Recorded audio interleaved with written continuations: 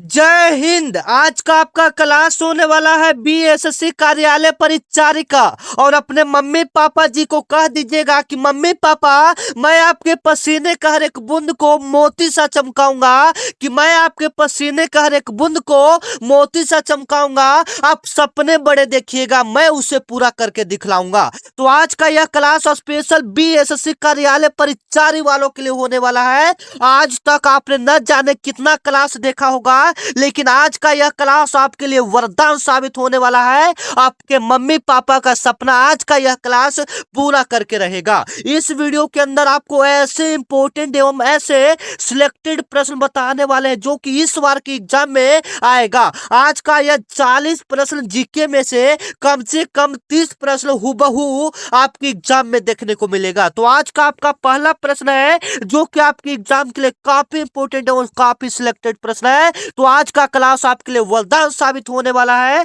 तो आज का आपका पहला प्रश्न है, भारतीय संविधान को किस अनुच्छेद में लोक सेवा आयोग का उल्लेख है। मैं आपको क्लियर पहले कर दूं कि बीएसएससी खुद कहता है कि मैं आपके एग्जाम में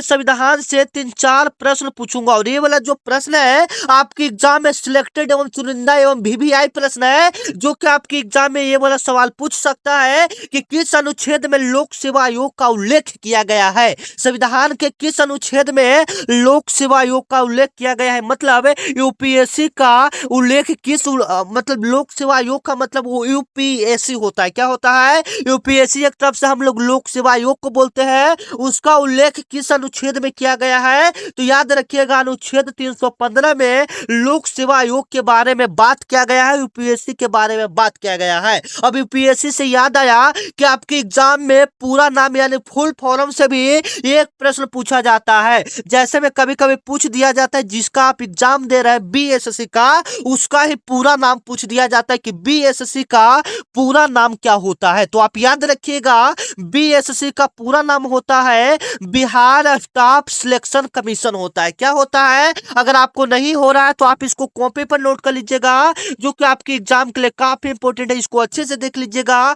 बीएसएससी का पूरा नाम होता है Bihar staff selection commission. Bihar staff selection commission होता है। आप याद रखिएगा, सारे प्रश्न आपके एग्जाम के लिए काफी इंपॉर्टेंट है। एक बार आपके एग्जाम में पूछा गया था जीएसटी का पूरा नाम है, और यह पिछले साल जो आपका 5 मई वाला एग्जाम हुआ था उसमें यह सवाल पूछा गया था कि जीएसटी का पूरा नाम क्या होता है। तो गुड एंड सर्विस टैक्स होता है। आप इसको याद रख लीजिएगा, ठीक है। और कभी कभी इससे इंपॉर्टेंट जो सवाल है आपके एग्जाम में पूछा जा सकता है, 1 GB में कितना एमबी होता है।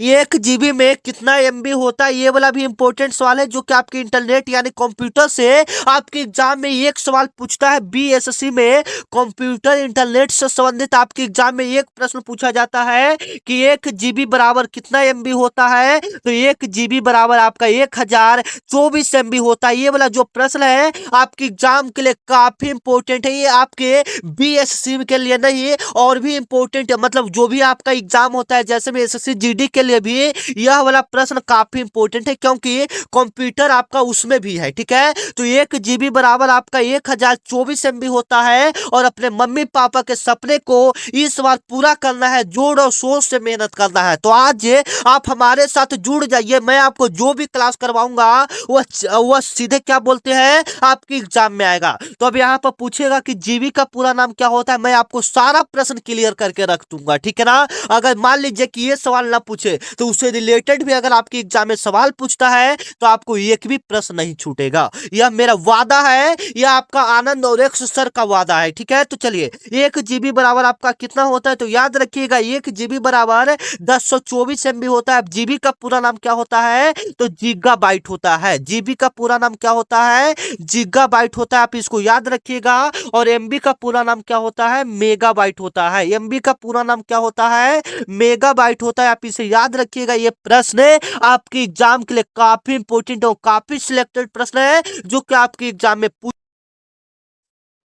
अब आपके एग्जाम में संविधान से कुछ प्रश्न को हम लोग क्लियर कर दे, जो कि आपके एग्जाम में ज्यादातर संविधान से आपके एग्जाम में प्रश्न पूछा जाता है। तो आप इसको अच्छे से देख लीजिएगा।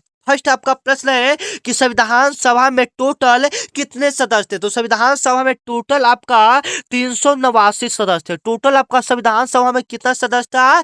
389 सदस्य था। और जो संविधान सभा का मीटिंग हो रहा था, पूछता है कि संविधान सभा की पहली मीटिंग यानी पहली बैठक कहाँ हुआ था? तो वो आपका हुआ था नई दिल्ली में। संविधान सभा की पहली बैठक या पहली मीटिंग कहाँ हुआ था? वो आपका नई दिल्ली में हुआ था। और कब हुआ था? तो याद रखिएगा 9 दिसंबर 1946 ईस्वी को संविधान सभा का पहला बैठक हुआ था, जिसमें 2 अध्यक्ष बनाया गया था।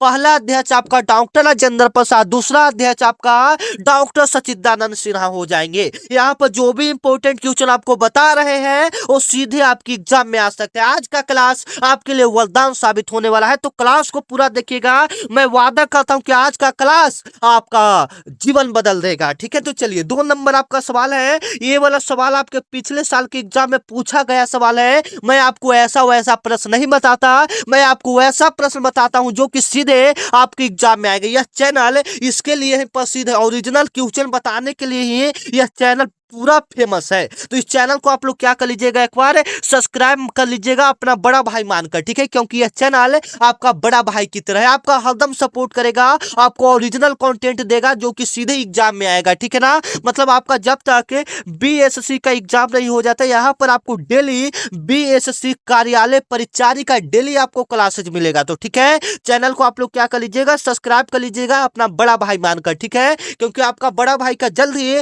फेस रिवील होने वाला है, अपना फेस हम दिखाने वाले हैं। तो चैनल को आप लोग सब्सक्राइब कर लीजिएगा, और जब फेस पर आएंगे तो समझ लीजिए कि कैसा आपका क्लास होगा। ठीक है, चलिए भारत में पहली बार पंचवर्षीय योजना कब शुरू हुआ था? ये वाला प्रश्न आपके एग्जाम में पूछा जा चुका है। तो याद रखिएगा, भारत का जो पहला पंचवर्षीय योजना हुआ था वह आपका 1951 ईस्वी को हुआ था। कब हुआ था? 1951 ईस्वी को भारत का पहला पंचवर्षीय योजना हुआ था। और कब तक चला था? तो 1951 से 56 तक चला था। यानी पंचवर्षीय योजना 5 सालों का योजना होता है। कितना सालों का योजना होता है? 5 सालों का योजना होता है। और सबसे पहले यह शुरू किया गया था 1951 ईस्वी में, और 56 तक चला था। यह किस लिए शुरू किया गया था? तो जो पहला पंचवर्षीय योजना शुरू किया गया था वह कृषि को बढ़ावा देने के लिए। कभी कभी पूछ देता है कि भारत का पहला पंचवर्षीय योजना किस कारण से शुरू किया गया था? तो कृषि को बढ़ावा देने के लिए शुरू किया गया था। इसका कार्यकाल पूछता है कि प्रथम पंचवर्षीय योजना का कार्यकाल कब था? तो 1951 से 1956 था। अब यहां से पूछ देगा कि दूसरी पंचवर्षीय, तो पहली बार पंचवर्षीय योजना है ना, दूसरी बार पंचवर्षीय योजना का मतलब उसका उद्देश्य क्या था? जो दूसरी बार पंचवर्षीय योजना बनाया गया उसका उद्देश्य क्या था? तो उसका उद्देश्य उद्योगों को बढ़ावा देना था। जो दूसरी बार पंचवर्षीय योजना 1956 से 61 ईस्वी तक जो बनाया गया था दूसरी बार पंचवर्षीय योजना, उसका उद्देश्य उद्योग को बढ़ावा देना था। लेकिन जो पहला था उसका उद्देश्य क्या था? कृषि को बढ़ावा देना था। कृषि को बढ़ावा देना था, जो कि आपका 1951 से 1956 था। अब यहां से एक और सवाल पूछता है कि अंतिम पंचवर्षीय योजना क्या है? मतलब अंतिम पंचवर्षीय योजना क्या है? तो 2007 ईस्वी, मतलब 2007 वाला जो पंचवर्षीय योजना था 2007 से 12, उसके बाद पंचवर्षीय योजना को समाप्त कर दिया गया। उसके बाद पंचवर्षीय योजना को क्या कर दिया गया? बंद कर दिया गया। 2007 से जो 12 कार्यकाल वाला जो पंचवर्षीय योजना था उसको फिर समाप्त कर दिया गया। ठीक है, काफी इंपॉर्टेंट सवाल है, आप इसको देख लीजिएगा। चलिए 3 नंबर आपका प्रश्न है, जो कि ऑपरेशन फ्लड से आपके एग्जाम में सवाल पूछा जाता है, और ये वाला भी सवाल आपके एग्जाम में पूछा गया है। तो आप इसको अच्छे से देख लीजिएगा। एवं मैं पहले आपको क्लियर कर दूं, इस वीडियो में आपको जीके का 40 क्वेश्चन बताएंगे। तो आप लोग भी कमेंट में कोशिश कीजिए कि कितना सही हो जाए, 20 सही हो जाए। 20-25 सही कर देते हो, यकीनन मानिए कि आपका इसमें सिलेक्शन पक्का है। कोशिश करो 25 प्लस सही हो जाए। मान लीजिए कि आज आपका एक टेस्ट के रूप में हो रहा है, 25 प्लस सही करके दिखाइए। ठीक है, चलिए अगर 25 प्लस सही कर देते हो तो आपका सिलेक्शन इसमें पक्का है। ठीक है, चलिए ऑपरेशन फ्लड का संबंध किससे है? काफी इंपॉर्टेंट सवाल है। ऑपरेशन फ्लड का संबंध किससे है? तो सबसे पहले ऑपरेशन फ्लड क्या होता है? तो ऑपरेशन फ्लड को हम लोग श्वेत क्रांति के भी नाम से हम लोग जानते हैं। ऑपरेशन फ्लड को हम लोग किस नाम से जानते हैं? श्वेत क्रांति के नाम से भी जानते हैं। और इसको इंग्लिश में कभी कभी व्हाइट रेवोल्यूशन भी दे देता है। क्या दे देता है? व्हाइट रेवोल्यूशन भी कभी कभी इसको दे देता है। श्वेत क्रांति का नाम कभी कभी क्या दे देता है? व्हाइट रेवोल्यूशन या ऑपरेशन फ्लड। ये कभी भी पूछ सकता है। ऑपरेशन फ्लड फ्लड या श्वेत क्रांति, दोनों आपका क्या है, एक ही है। तो पूछ देगा कि ऑपरेशन फ्लड का संबंध किससे है, तो वो आपका दूध उत्पादन से है, या श्वेत क्रांति का संबंध किससे है, तो दूध उत्पादन से है। इस बात को याद रखिएगा, ये क्वेश्चन आपके एग्जाम के लिए काफी इंपोर्टेंट है, वो काफी वरदान, काफी इंपोर्टेंट, काफी वीवीआई क्वेश्चन होने वाला है, तो आप इसको रट जाइएगा। ठीक है, चलिए अगला प्रश्न जो कि आपके एग्जाम में ज्यादातर पूछा जाता है, जैसे में ये वाला आप सवाल देख सकते हैं, मत्स्य पालन। मत्स्य पालन क्या होता है, तो मत्स्य पालन का संबंध मछली उत्पादन से है। किससे है,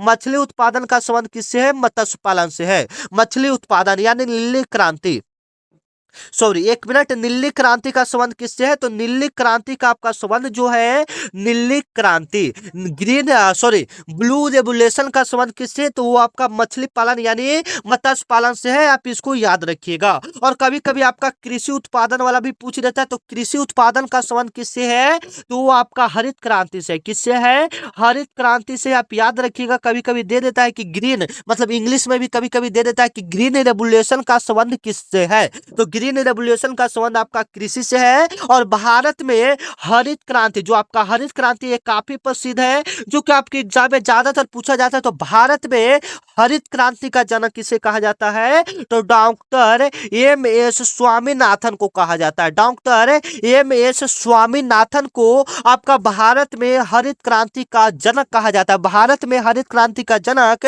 डॉक्टर एम एस स्वामीनाथन को कहा जाता है। अगर पूरा विश्व में पूछ दे, वर्ल्ड में पूछ दे कि वर्ल्ड में मतलब पूरी दुनिया में हरित क्रांति का जनक किसे कहा जाता है, तो वह कहा जाता है नॉर्मन बोरलॉग को कहा जाता है। किसको कहा जाता है, नॉर्मन बोरलॉग को कहा जाता है। और अभी तक आप लोग मेरे व्हाट्सएप ग्रुप को ज्वाइन नहीं किए हैं बीएससी वाला को, तो ज्वाइन कर लेंगे, क्योंकि जो भी शानदार क्लास होता है आपको सबसे पहले ग्रुप में डाल दिया जाता है, तो ग्रुप में आपको पता चल जाएगा। अगर आप जुड़ना चाहते हैं तो यह स्क्रीन पर आपको 9334517119 यह आपको नंबर दिख रहा होगा, इस पर आपको BSSC लिखकर मैसेज करना है। तो इधर से आपके पास BSC का लिंक जाएगा, ग्रुप का लिंक जाएगा, जिस पर क्लिक कीजिएगा, आप व्हाट्सएप ग्रुप को ज्वाइन कर लेंगे। फिलहाल के लिए आप व्हाट्सएप मतलब क्या करते हैं, इसका स्क्रीनशॉट ले,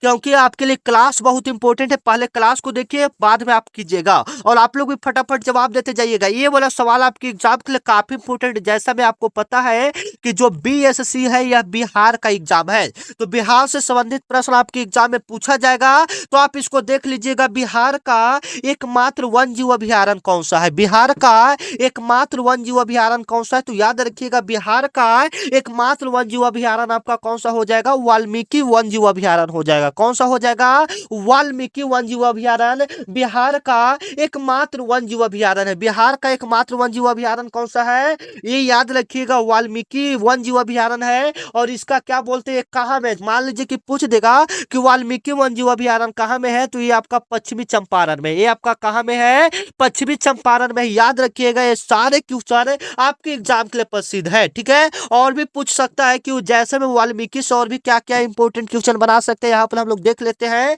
जैसे में आपके एग्जाम में पूछ सकता है कि जो वाल्मीकि वन जीव अभयारण्य है उसमें कौन सा जानवर पाला जाता है, तो उसमें बाघ रखा जाता है। उसमें कौन सा जानवर रखा जाता है, उसमें बाघ रखा जाता है, वो पश्चिमी चंपारण में है, और बिहार का एकमात्र वन जीव अभयारण्य है। आप इसको याद रखिएगा। और इसमें क्या छूट रहा था, ऑपरेशन फ्लड का संबंध किससे था, तो ऑपरेशन फ्लड का संबंध आपका दूध उत्पादन से था। और इसका जो स्थापना हुआ था, जब मतलब श्वेत क्रांति यानी ऑपरेशन फ्लड जब हुआ था, वह आपका हुआ था 1970 ईस्वी में। कब हुआ था, 1970 ईस्वी में आपका ऑपरेशन फ्लड हुआ था। चलिए, आपका 4 नंबर में प्रश्न आपका क्लियर हो गया, जो कि आपके लिए काफी इंपॉर्टेंट है, जो कि आपके लिए बिल्कुल इंपॉर्टेंट है। ये भी आपका भीम बांध जो है, ये भीम बांध वन जीव अभयारण्य है। ये भीम बांध नहीं है, ये एक आपका अभयारण्य है, वन जीव अभयारण्य है, जो कि आपके एग्जाम में पूछा जाता है। जैसे मैं आपको पहले क्लियर कर दे कि वन जीव अभयारण्य यानी राष्ट्रीय उद्यान भी कह सकते हैं हम लोग, जिसको नेशनल पार्क भी हम लोग कहते हैं, उससे संबंधित आपके एग्जाम में एक सवाल पूछा जाता है। आपके पिछले साल एग्जाम में पूछा गया था वन जीव अभयारण्य से कि भारत का सबसे पहला राष्ट्रीय उद्यान कौन सा है, भारत का सबसे पहला राष्ट्रीय उद्यान कौन सा है, तो वो आपका जिम कॉर्बेट नेशनल पार्क था। कौन था, Jim Corbett national park Bharat का सबसे पहला राष्ट्रीय उद्यान था। भारत का सबसे पहला राष्ट्रीय उद्यान जिम कॉर्बेट राष्ट्रीय उद्यान था, जिसका जो मतलब मतलब कहाँ में है, तो यह आपका उत्तराखंड में, ये आपका कहाँ में है, उत्तराखंड में जिम कॉर्बेट नेशनल पार्क है। आप इसको याद रखिएगा। भारत का सबसे पहला राष्ट्रीय उद्यान है। और कभी कभी पूछ देता है कि विश्व का सबसे बड़ा राष्ट्रीय उद्यान कौन सा है, विश्व का सबसे बड़ा राष्ट्रीय उद्यान कौन सा है, तो वह आपका हेमिस राष्ट्रीय उद्यान है। कौन सा है, हेमिस राष्ट्रीय उद्यान विश्व का सबसे बड़ा राष्ट्रीय उद्यान है। आप याद रखिएगा, ये सारे क्वेश्चन आपके एग्जाम के लिए काफी इंपोर्टेंट है, वो काफी सिलेक्टेड प्रश्न। आप बताइएगा आपको क्लास कैसा लग रहा है, एक बार कमेंट में जरूर बताइएगा, ठीक है, क्योंकि मुझे खुद नहीं याद रहता कि मैं कितना सारा प्रश्न आपको बता दूंगा। मतलब अगर हम बताने पर आ जाए तो आपका एक सवाल में हम 1 घंटा ले सकते हैं, इस बात को आप कंफर्म कर लीजिए, ठीक है। लेकिन हम लोग थोड़ा फटाफट कर लेंगे क्योंकि टाइम का भी बचत हम लोग को करना है, ठीक है ना। तो चलिए, आपका 5 नंबर आपका प्रश्न है जो कि आपके एग्जाम में पूछा जा सकता है कि भारत का नियंत्रण एवं महालेखक परीक्षक CAG भारत का नियंत्रण एवं महालेखक परीक्षक, जिसको हम लोग शॉर्ट रूप में क्या बोलते हैं, CAG बोलते हैं, उसका प्रति उत्तरदायी किसके प्रति होता है, तो जो इसका जो मतलब क्या बोलते हैं, ये सबसे पहले किसको बनाया जाता है, तो यह IAS IPS को बनाया जाता है। यह किसको बनाया जाता है, जो नियंत्रण महालेखक परीक्षक बनाया जाता है, यह IPS ऐसे ऐरा गैरा आदमी को नहीं बनाया जाता है, यह IAS IPS को बनाया जाता है, ठीक है ना। और जब IAS IPS का जब रिटायर हो जाता है तब बनाया जाता है। आप जब मतलब IAS IPS का सेवा कर रहे हैं, मतलब आप क्या बोलते हैं, आप जब इसका नौकरी कर रहे हैं तब आप नहीं बन सकते, जब रिटायर हो जाएंगे तब यह बन सकते हैं नियंत्रण एवं महालेखक परीक्षक, जो कि पूरे देश का नियंत्रण एवं महालेखक कि पूरा देश में क्या हो रहा है, अर्थव्यवस्था बढ़ रहा है कि गिर रहा है, ये पूरा डाटा किसके पास होता है, तो CAG के पास होता है। और इसका नियुक्ति कौन करता है, तो यह राष्ट्रपति करता है। सीधे इसका जो क्या बोलते हैं, इसका कोई मतलब इसको कोई हटा नहीं सकता है। अगर आप एक बार नियंत्रण एवं महालेखक परीक्षक बन जाएंगे तो जो आप कहेंगे वही बात सही होगा, मतलब आपको कोई हटा भी नहीं सकता। भले आप राष्ट्रपति द्वारा बनाया जा सकता है लेकिन इसको कोई हटा नहीं सकता है, याद रख सकते हैं, ठीक है। इस बात को याद रखिएगा। इसका जो नियुक्ति करता है वो कौन करता है, राष्ट्रपति करता है। किसके प्रति उत्तरदायी होता है, राष्ट्रपति। और जो भी रिपोर्ट ये बनाता है वो सीधे राष्ट्रपति के पास आता है, मतलब इसका सीधा संबंध किससे है, राष्ट्रपति से। इसके बीच कोई भी दखल अंदाजी नहीं कर सकता, प्रधानमंत्री भी नहीं आ सकता है, ठीक है। सीधे यह राष्ट्रपति से संबंधित रखता है, ठीक है। चलिए, आपका 6 नंबर प्रश्न है जो कि आपके एग्जाम में काफी बार पूछा जा गया है, किस नदी को बिहार का शोक कहा जाता है, sorrow of Bihar. Sorrow of Bihar, इसको हम लोग इंग्लिश में कभी कभी पूछ देता है, सौरो ऑफ बिहार किसको कहा जाता है, तो सभी को पता है कि सौरो ऑफ बिहार हम लोग किस नदी को कहते हैं, 1 मिनट।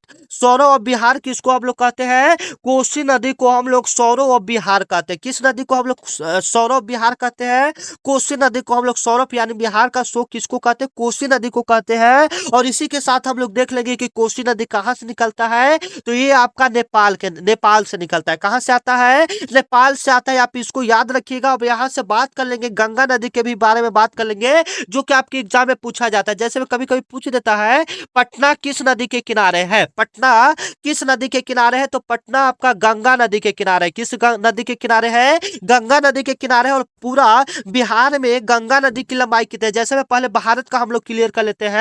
भारत में गंगा नदी की टोटल लंबाई 2525 किलोमीटर लगभग में। गंगा नदी की टोटल लंबाई कितनी है, लगभग 2525 किलोमीटर गंगा नदी की लंबाई है। अगर इसमें हम लोग बिहार की बात करेंगे तो बिहार का टोटल लंबाई लगभग लगभग 1 मिनट 500 543 545, हाँ 545 43 लगभग में होता है। 543 किलोमीटर लगभग इसका बिहार में लंबाई है, ठीक है। आप याद रखिएगा बिहार में इसका लंबाई कितना है, 543 से 545 किलोमीटर लगभग बिहार में गंगा नदी की लंबाई है। ये सारे प्रश्न जो है आपके एग्जाम के लिए काफी इंपोर्टेंट है, वो काफी सिलेक्टेड प्रश्न है। कभी कभी पूछ दिया जाता है गंगा नदी कहां से निकलता है, गंगा नदी कहां से निकलता है, तो गंगा नदी आपका उत्तराखंड यूके यानी उत्तराखंड जिला, उत्तराखंड राज्य के उत्तरकाशी एक जिला है, वहां पर गंगोत्री हिमनद है। क्या है, गंगोत्री हिमनद है, वहां से आपका गंगा नदी निकलता है। आप इसको याद रखिएगा, ठीक है। ये सारे प्रश्न आपके एग्जाम के लिए काफी इंपोर्टेंट है। हम है ना, क्या है कि मैं आपके मम्मी पापा के सपने पूरे करने के लिए मैं दिन रात आपके लिए आपके साथ में खड़ा हूं, ठीक है। तो आप लोग मेहनत कीजिए और हम हमारे साथ मतलब जुड़े रहिए, ठीक है ना, क्योंकि हम आपको इतना सारा प्रश्न बता देंगे जो कि सीधे आपके एग्जाम काम में आएगा। ठीक है, तो क्लास को पूरा देखिएगा, लास्ट तक देखिएगा। आज का क्लास आपके लिए वरदान साबित होने वाला है। ठीक है, और आज का आपका क्लास होने वाला है प्रैक्टिस सेट 1।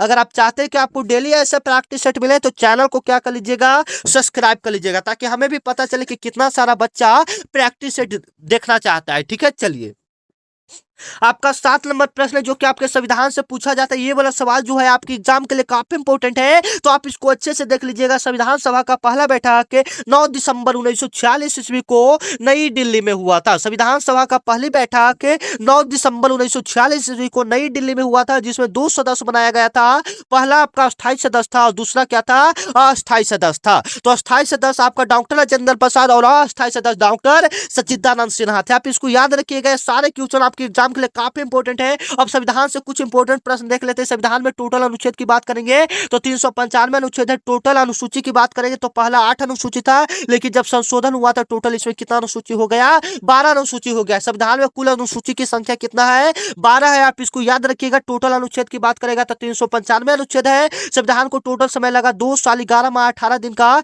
इसका समय लगा बनने में। ठीक है, और इसको कब अपनाया गया, 26 जनवरी 1950 ईस्वी को इसको अपनाया गया था। याद रखिए, सारे क्वेश्चन आपके एग्जाम के लिए काफी इंपॉर्टेंट है, आप इसको रट जाइएगा। ठीक है, चलिए 8 नंबर आपका सवाल है, जल्दी जल्दी हम लोग थोड़ा करेंगे क्योंकि टाइम का बहुत महत्व है। ठीक है, चलिए नीति आयोग का गठन किस वर्ष हुआ था, काफी इंपॉर्टेंट सवाल। ये वाला सवाल आपके एग्जाम में पूछा जाएगा एवं पूछा गया सवाल है कि योजना आयोग का अध्यक्ष कौन होता है। इससे संबंधित आपके सवाल में क्या बनेगा, जैसे मैं पहले हम आपको क्लियर कर दे, नीति आयोग एवं योजना आयोग दोनों आपका एक ही है। नीति आयोग और योजना आयोग आपका दोनों एक ही है। अब आई बाई नहीं करिएगा, यहाँ पर समझा देते हैं दोनों एक कैसे है। ठीक है, तो पहले ये योजना आयोग था, लेकिन इसका नाम चेंज करके क्या कर दिया गया, नीति आयोग कर दिया गया। तो नाम चेंज कर दिया गया तो मतलब तो दूसरा हो जाएगा कि एक ही आदमी रहेगा। ठीक है, तो योजना आयोग को नाम चेंज करके क्या कर दिया गया, नीति आयोग कर दिया गया।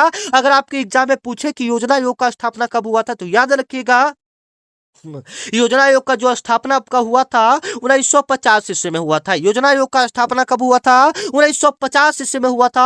और इससे इंपॉर्टेंट सवाल है जो कि आपके एग्जाम में बन सकता है, जो योजना आयोग होता है, 1 मिनट, जो योजना आयोग होता है उसका अध्यक्ष कौन होता है, तो उसका अध्यक्ष आपका प्रधानमंत्री जी होते हैं। उसका अध्यक्ष कौन होता है, प्रधानमंत्री जी होते हैं। याद रखिएगा, अगर आपके एग्जाम में पूछ रहे कि भारत में योजना आयोग का प्रथम अध्यक्ष कौन थे तो आपका पंडित जवाहरलाल नेहरू हो जाएंगे। योजना आयोग का प्रथम अध्यक्ष कौन थे, तो वो आपका पंडित जवाहरलाल नेहरू थे, क्योंकि भारत के प्रथम प्रधानमंत्री पंडित जवाहरलाल नेहरू थे, इसलिए वो आपका योजना आयोग के प्रथम अध्यक्ष हो जाएंगे। ठीक है, इसका स्थापना की बात करेंगे तो 1950 ईस्वी में, लेकिन योजना आयोग का नाम 2015 ईस्वी में चेंज कर दिया गया था। योजना आयोग का नाम नीति आयोग कब कर दिया गया था, 2015 ईस्वी में। इसलिए नीति आयोग का गठन किस वर्ष बनाया जाता है, 2015 ईस्वी को नीति आयोग का गठन बनाया जाता है। इससे सारे इंपॉर्टेंट सवाल है जो कि आपके एग्जाम में पूछा जा सकता है, यहाँ पर हम लोग क्लियर कर लेंगे। अभी वर्तमान समय में पूछेगा कि नीति आयोग का अध्यक्ष कौन है, तो नीति आयोग का अध्यक्ष कौन हो जाएंगे, अभी जो कि आपको पता है कि अध्यक्ष आपका प्रधानमंत्री होता है, इसका अध्यक्ष कौन होता है, प्रधानमंत्री।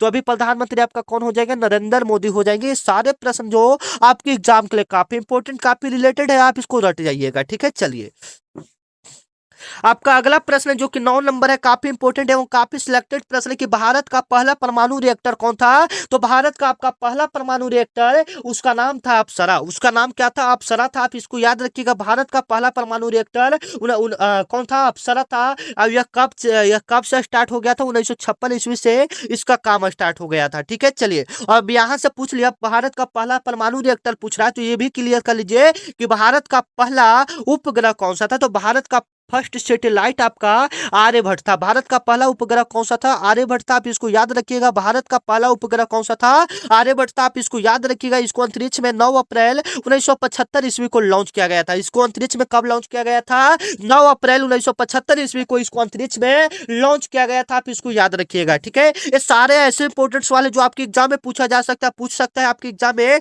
देखिए कि भारत का पहला परमाणु परीक्षण कहाँ हुआ था, तो वो आपका पोखरण में हुआ था। भारत का जो पहला परमाणु बम बनाया गया था उसका परीक्षण, उसका जांच कहाँ किया गया था, तो वो आपका पोखरण में किया गया था। पोखरण आपका कहाँ में है, वो आपका राजस्थान में। पोखरण आपका कहाँ में है, राजस्थान में, याद रखिएगा। और उसको मतलब कब जांच किया गया था, तो डेट की बात करेगा वो तो पोखरण राजस्थान में हो गया। तो पूरी डेट की बात करेगा तो 18 मई 1974 ईस्वी में आपका पोखरण में जो भारत का पहला परमाणु परीक्षण किया गया था, वो किया गया था 18 मई 1974 ईस्वी को। अगर उसका नाम पूछ दिया जाए कि जो भारत का पहला परमाणु परीक्षण किया गया था उसका नाम क्या था, तो उसका नाम था स्माइलिंग बुद्धा। उसका नाम क्या था, स्माइलिंग बुद्धा नाम था। आप उसको याद रखिएगा, ये सारे क्वेश्चन आपके एग्जाम के लिए काफी इंपॉर्टेंट है। अगला सवाल है, बिहार में पहली बार राष्ट्रपति शासन कब लगाया गया? काफी इंपॉर्टेंट सवाल है, बिहार में पहली बार राष्ट्रपति शासन कब लगाया गया? तो 1968 ईस्वी में बिहार में पहली बार राष्ट्रपति शासन लगाया गया। अगर पूरी डेट की बात करेंगे तो 29 जून 1968 ईस्वी को बिहार में पहली बार राष्ट्रपति शासन लगाया गया था। अब इससे इंपॉर्टेंट सवाल क्या बनेगा यहाँ पर देख लीजिए। कभी कभी आपके एग्जाम में बीएससी में देखने को मिलता है कि भारत का पहली महिला राष्ट्रपति कौन थी, तो याद रखिएगा भारत की पहली महिला राष्ट्रपति आपका प्रतिभा पाटिल थी। भारत की पहली महिला राष्ट्रपति कौन थी? प्रतिभा पाटिल थी, जो कि 2007 ईस्वी में भारत की पहली महिला राष्ट्रपति बनी थी। भारत की पहली महिला राष्ट्रपति कब बनी थी? प्रतिभा पाटिल 2007 ईस्वी में बनी थी। ये सारे प्रश्न जो आपके एग्जाम के लिए काफी इंपॉर्टेंट है, आप इसको अच्छे से देख लीजिएगा। चलिए अगला नंबर आपका सवाल है, 11 नंबर सवाल है कि सार्क का मुख्यालय कहाँ है? काफी इंपॉर्टेंट है। सार्क का जो आपका मुख्यालय होता है वह नेपाल की राजधानी काठमांडू में है। सार्क का मतलब मुख्यालय कहाँ है? वो आपका काठमांडू में है। नेपाल की राजधानी कहाँ में? काठमांडू में। और आपके एग्जाम में कभी कभी आपके एग्जाम में क्या पूछ देता है, यहाँ पर क्लियर कर लीजिएगा। राज्य राजधानी आपके एग्जाम में एक दो कभी कभी पूछ देता है। पिछले साल में आपका पूछा गया था आंध्र प्रदेश, लगभग में लगता है हाँ आंध्र प्रदेश का ही पूछा गया था। कभी कभी आपका देश का भी पूछ देता है, जैसे में नेपाल हो गया, श्रीलंका हो गया, रूस हो गया, चीन हो गया, इस सब का आप याद कर लीजिएगा। ठीक है, चलिए अगला प्रश्न जो कि आपके एग्जाम के लिए काफी इंपॉर्टेंट है कि किस संविधान संशोधन द्वारा, मतलब किस संविधान में संशोधन द्वारा जीएसटी लागू किया गया था। आपको शुरुआत में ही बताए थे कि कभी कभी आपके एग्जाम में पूछा जाता है कि जीएसटी का पूरा नाम क्या होता है, तो गुड एंड सर्विस टैक्स होता है। जीएसटी का पूरा नाम क्या होता है? गुड एंड सर्विस टैक्स होता है। इसको लागू किया गया था 1 जुलाई 2017 ईस्वी को। अब यहाँ पर पूछ रहे हैं कि किस संविधान का अनुच्छेद के तहत मतलब संशोधन किया गया था, तो 101वां जो संशोधन हुआ था संविधान में, उसके तहत जीएसटी लागू किया गया था 1 जुलाई 2017 ईस्वी को। जीएसटी का पूरा नाम होता है गुड एंड सर्विस टैक्स होता है, जिसको एक रूप से हम लोग क्या बोलते हैं? टैक्स बोल सकते हैं। ठीक है, चलिए आपका 13 नंबर सवाल है जो कि आपके एग्जाम में पूछ सकता है कि लोकसभा के पहले अध्यक्ष कौन थे? लोकसभा के पहले स्पीकर महोदय कौन थे? लोग अध्यक्ष को हम लोग क्या बोलते हैं? स्पीकर महोदय बोलते हैं। लोकसभा के पहले अध्यक्ष कौन थे? तो आप याद रखिएगा, ये आपका हो जाएंगे गणेश वासुदेव मावलंकर हो जाएंगे। गणेश वासुदेव क्या हो जाएंगे? मावलंकर हो जाएंगे। ये क्वेश्चन आपके एग्जाम के लिए काफी इंपॉर्टेंट है और काफी वायरल प्रश्न है, तो आप इसको देख लीजिएगा। 14 नंबर आपका सवाल है जो कि आपके लिए काफी इंपॉर्टेंट है और काफी सिलेक्टेड प्रश्न है। हरित क्रांति का जनक किसे कहा जाता है? तो याद रखिएगा, हरित क्रांति यानी क्या बोलते हैं इसको? Green revolution. हाँ, ग्रीन रेवोल्यूशन का संबंध किससे? तो ग्रीन रेवोल्यूशन का संबंध किससे है? तो सबसे पहले क्लियर कर लेते हैं, फसल से। फसल में अब फसल ना दे देगा तो कभी कभी गेहूं भी दे देता है, तो गेहूं भी याद रखिएगा। हरित क्रांति का जनक आपका पूछेगा तो वह आपका वर्गीज कुरियन हो जाएगा। हरित क्रांति का जनक आपका कौन हो जाएगा? सॉरी सॉरी, ये तो आपका श्वेत क्रांति का हो जाएगा। वर्गीज जो कुरियन है ये आपका श्वेत क्रांति का हो जाएगा। अगर हरित क्रांति का जनक पूछेगा तो नॉर्मन बोर लोग हो जाएगा, जो कि आपको ऊपर भी हम बता दिए थे, क्लियर कर दिए थे कि हरित क्रांति का जनक कौन? नॉर्मन बोर लोग। अगर भारत में पूछ देगा कि भारत में हरित क्रांति का जनक कौन है, तो ये वाला ऑप्शन डॉक्टर एम.एस. स्वामीनाथन, जो कि आपको ऊपर ही हम सबसे पहले क्लियर कर दिए थे। ठीक है, चलिए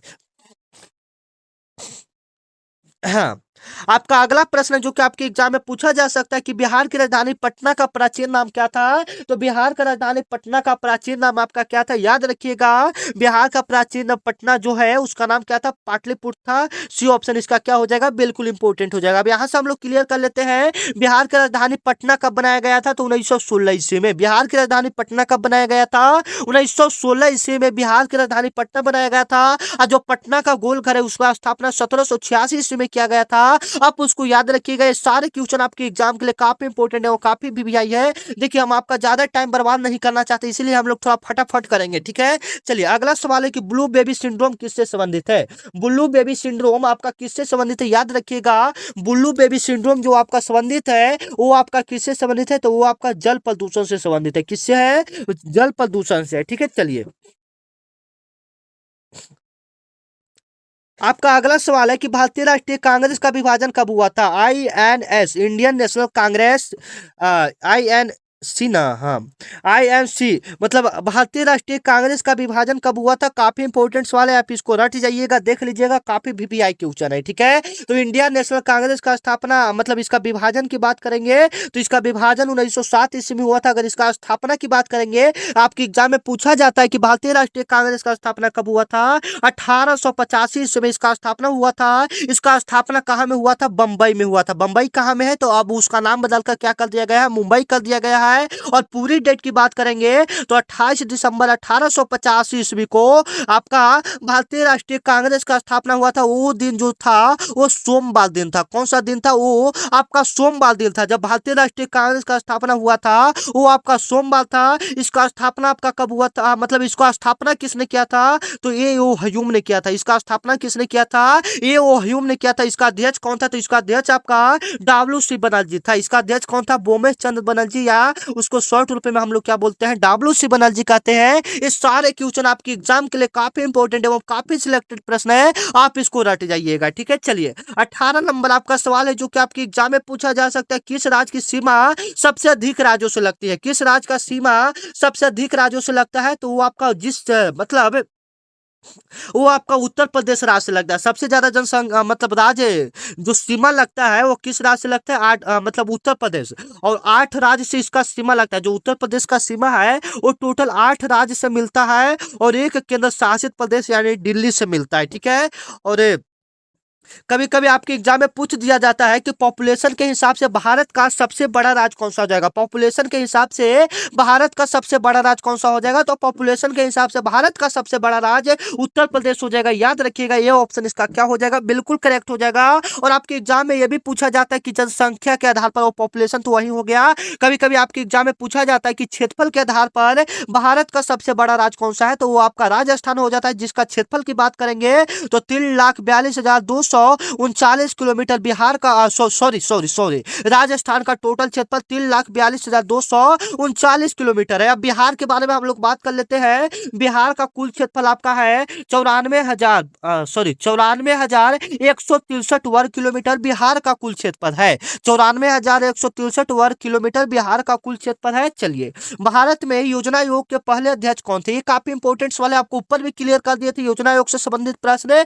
भारत में योजना आयोग का जो पहला अध्यक्ष था वो आपका कौन था? पंडित जवाहरलाल नेहरू थे। आपको पहले ही बता दिए थे कि जो योजना आयोग का अध्यक्ष होता है वो आपका प्रधानमंत्री होता है। कौन होता है? प्रधानमंत्री होता है। और प्रधानमंत्री कौन था? वो आपका पंडित जवाहरलाल नेहरू भारत का पहला प्रधानमंत्री था, इसलिए भारत का योजना आयोग का पहला अध्यक्ष पंडित जवाहरलाल नेहरू हो जाएंगे, ठीक है। अब राजेंद्र प्रसाद के बारे में बात कर लेते हैं। तो भारत के प्रथम राष्ट्रपति फर्स्ट प्रेसिडेंट आपका कौन हो जाएगा? कौन हो जाएंगे? डॉक्टर राजेंद्र प्रसाद हो जाएंगे। इसका मतलब एक कब बने थे? तो 1947 ईस्वी में भारत के प्रथम राष्ट्रपति बने थे, ठीक है। इंदिरा गांधी जी की बात करेंगे तो इंदिरा गांधी जी आपके भारत के फर्स्ट वुमेन प्राइम मिनिस्टर थे। भारत की पहली महिला प्रधानमंत्री कौन थी? आपका श्रीमती इंदिरा गांधी जी हो जाएंगे, ठीक है। चलिए 20 नंबर आपका सवाल है जो कि आपके लिए काफी इंपोर्टेंट है, वो काफी सिलेक्टेड प्रश्न है, आप इसको रट जाइएगा कि बिहार में कौन सा जिला सबसे अधिक बाद में बना? तो बिहार में सबसे बाद में जो सबसे लास्ट में जिला बना है वो आपका लखीसराय नहीं हो जाएगा, खगड़िया नहीं हो जाएगा, शेखपुरा नहीं हो जाएगा, क्या हो जाएगा? अरवल हो जाएगा। और यह कब बना है? तो 2001 ईस्वी में बिहार का नया जिला कौन सा बना है? अरवल। अरवल बिहार का सबसे 38वां जिला है जो सबसे लास्ट में बना है। और यह कैसे बना है? तो ये आपका जहानाबाद से अलग होकर बिहार का, और बताइएगा आप लोग कौन कौन जिला से लास्ट में बताइएगा, ठीक है। इसमें हम लोग तो आपको 40 प्रश्न नहीं करवा पाए क्योंकि आप देख सकते हैं यहाँ पर 40 प्रश्न हम आपके लिए लाए हैं, लेकिन वीडियो आपका काफी लंबा हो जाएगा, आप लोग उतना देख नहीं पाइएगा, ठीक है। तो इस लोग क्या करते हैं, वीडियो को यहीं पर हमको समाप्त करना पड़ रहा है, या क्या बोले, करवा दे 40 प्रश्न आपको करवा दे, हम करवा दे, बोलिए आप लोग फटाफट बोलिए 40 प्रश्न आपको करवाया जाए या नहीं करवाया जाए? बताइए तो फटाफट कमेंट में, करवा दिया जाए। चलिए, तो बहुत ज़्यादा टाइम लग जाएगा आपका, ठीक है ना। तो चलिए यहाँ पर हम लोग क्या कर लेते हैं, यहाँ पर वीडियो को हम लोग समाप्त कर देते हैं, ठीक है। चलिए मिलते हैं नेक्स्ट वीडियो में, ठीक है ना। तब तक के लिए जय हिंद, जय भारत, ठीक है ना। चलिए।